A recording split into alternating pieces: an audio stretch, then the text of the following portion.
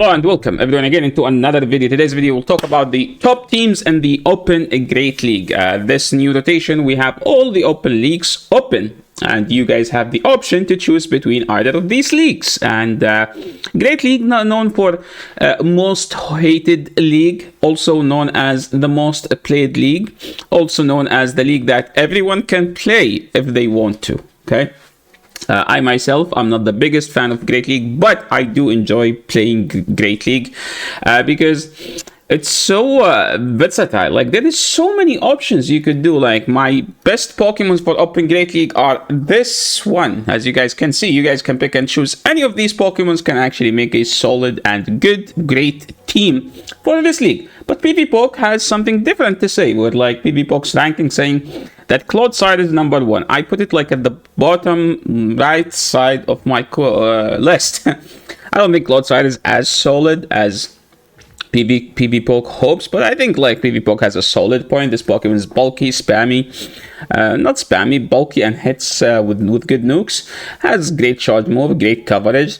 And there is also the debate, do they have a Sludge, do they have Stone Edge, followed by Diggersby, which I do believe that is the best Pokemon in the entire Great League meta. If you guys watched NAIC, everyone was dominating with Diggersby. Teams were either built around Diggersby or to counter the Diggersby teams. And Diggersby has proven, even against its own counters, it has a good play. This Pokemon is such an insane, it's like, if there ever has been a meta where Diggersby is so good, it is this meta, okay? So you can't sleep on that.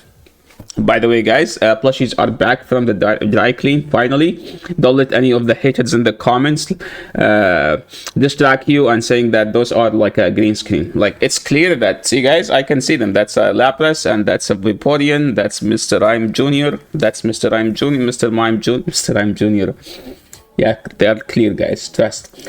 Corsola is back on the PvP ranking, but I'm a fan of Dusclops. Why do I prefer Dusclops over Corsola? It's simple.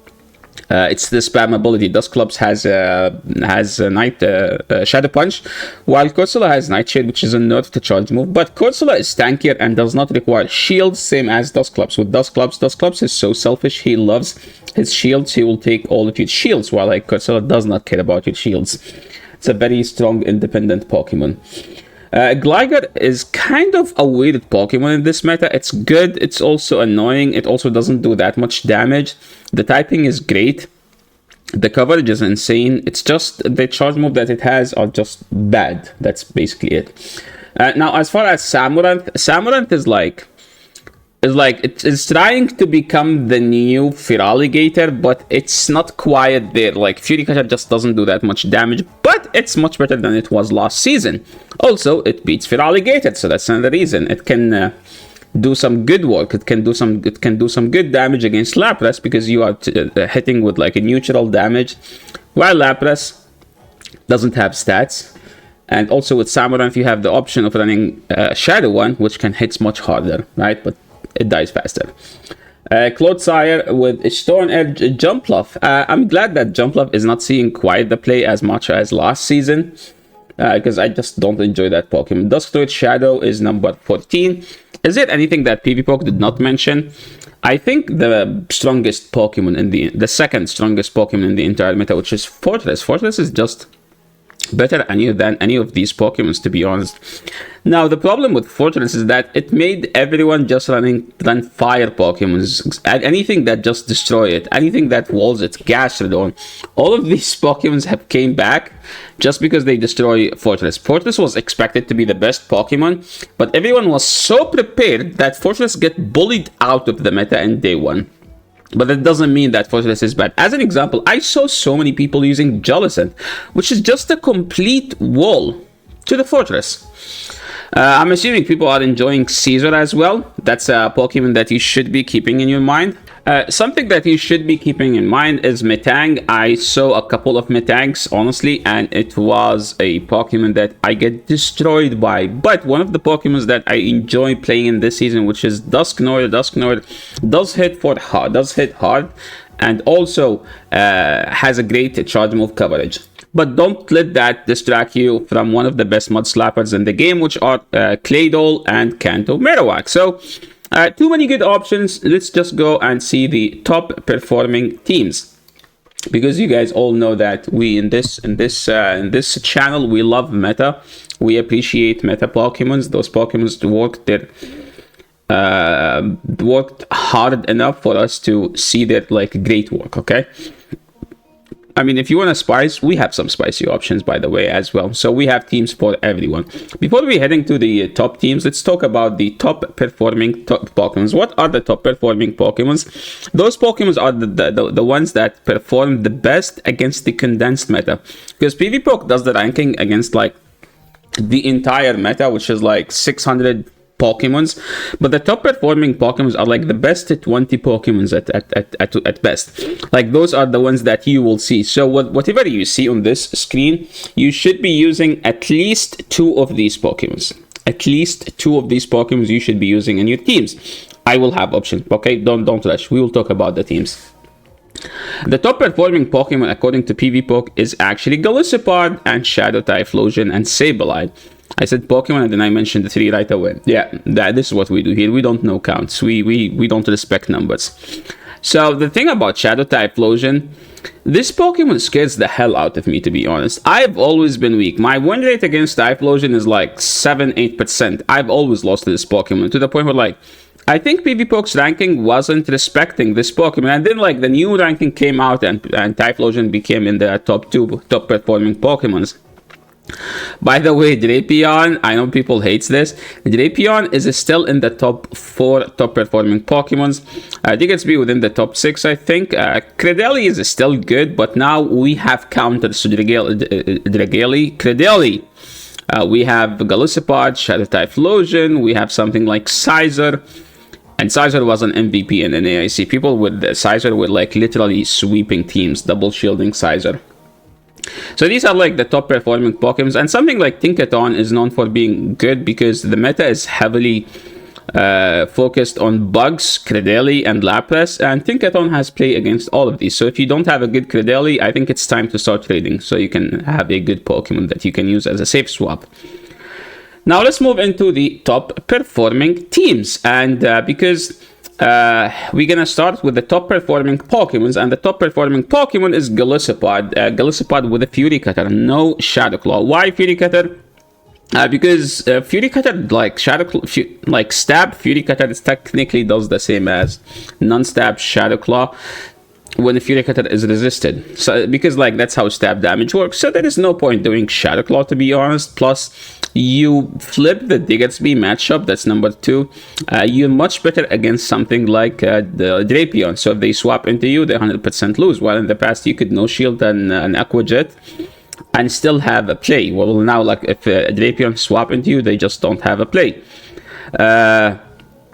Against Tinkaton, I don't think it matters whether you have Shadow Claw or Fury Cutter, to be honest. Well, to be honest, Fury Cutter is double resisted by Tinkaton, so it should affect your damage, right? So Shadow Claw is actually the preferred fast move against Tinkaton.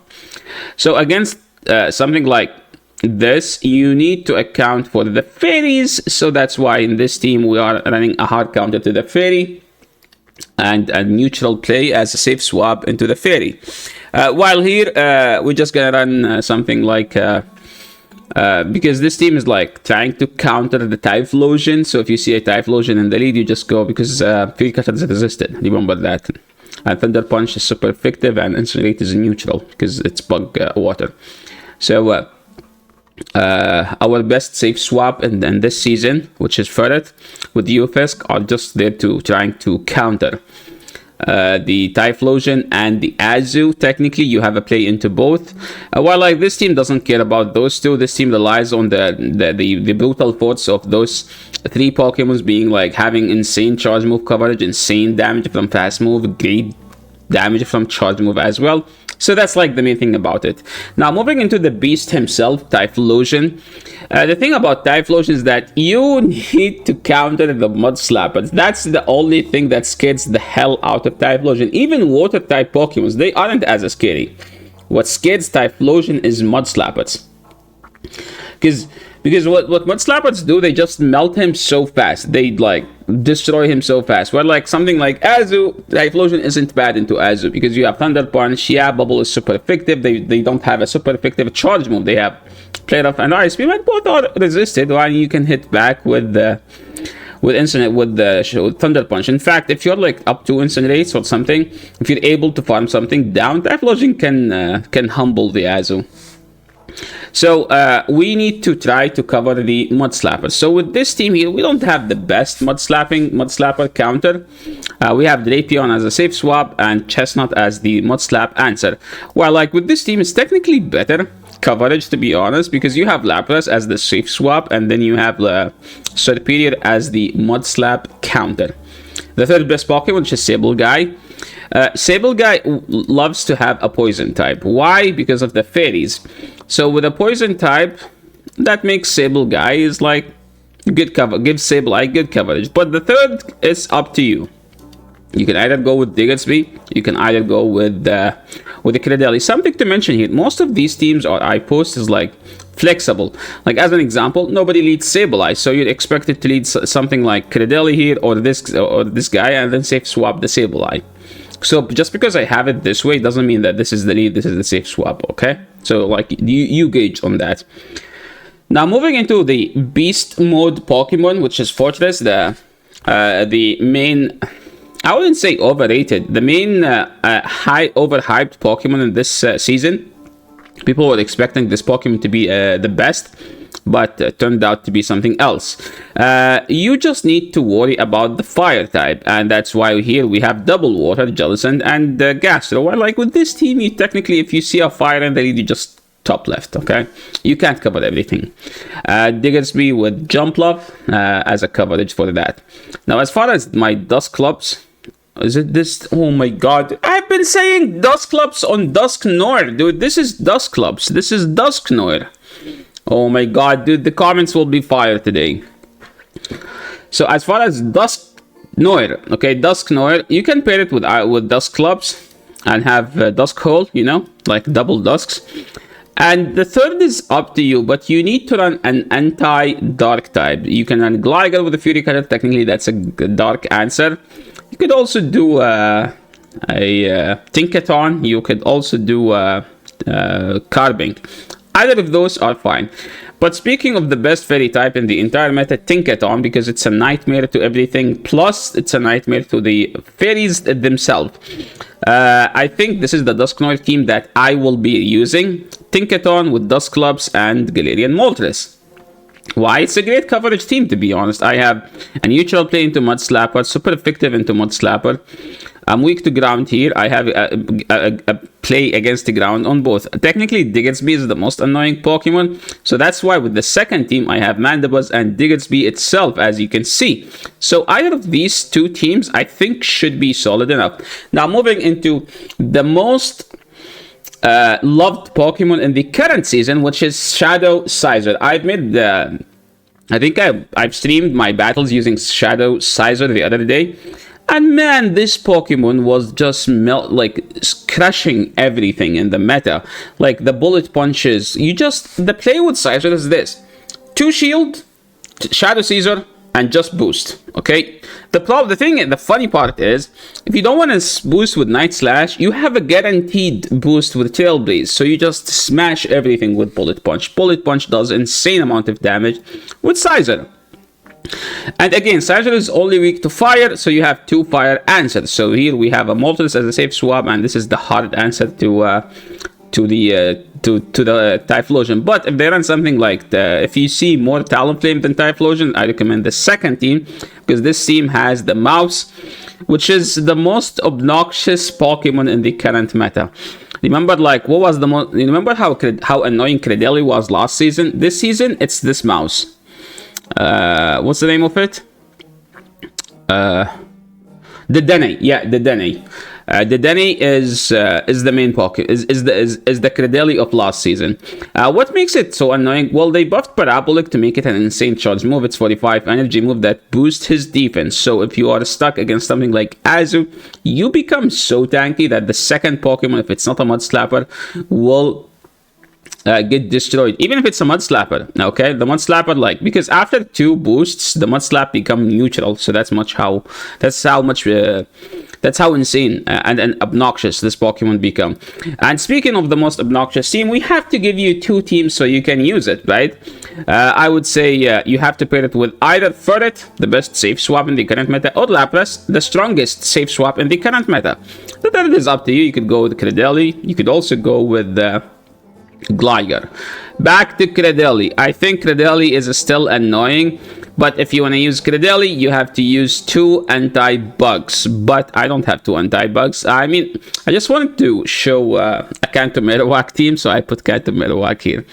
But I think Ground with Cradily makes a good combo, to be honest. Because, like, yeah, you might be thinking that this team is weak to Serperior, but Cradily into Serperior is fine if they swap into you, because you can just debuff right away, and once you debuff them, they start doing no damage. So technically, you can flip that.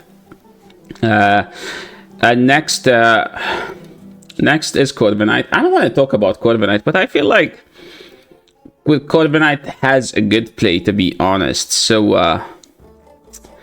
like, maybe when Corviknight gets a community day, which is soon happening, I think, we will talk about that. Furret, I think the best Furret team is Talonflame with Cradily and Furret, which is a team someone hit Legend with last season, and then I started spamming. And the team basically is you lead Cradily, and then you 2-shield. That's basically the team. You could just do Furret double charm.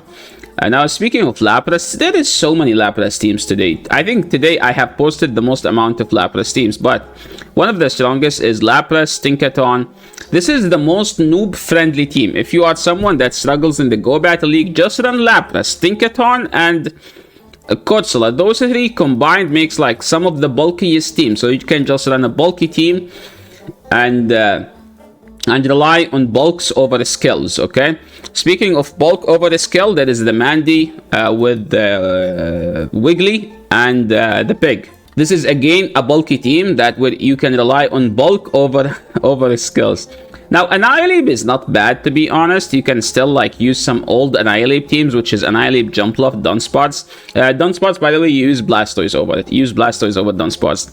Or like something like Diggersby and Toxapex. And that's pretty much it for today. Sorry guys, I tried to keep it as fast as possible, but Great League is very versatile and there is so many good options, and I wanted to cover all of them. So thanks so much everyone for watching. I hope you guys enjoyed the video. If you like the content, don't forget to leave a like. If you're new to the channel, make sure to subscribe, and I'll catch you all in the next video. Peace.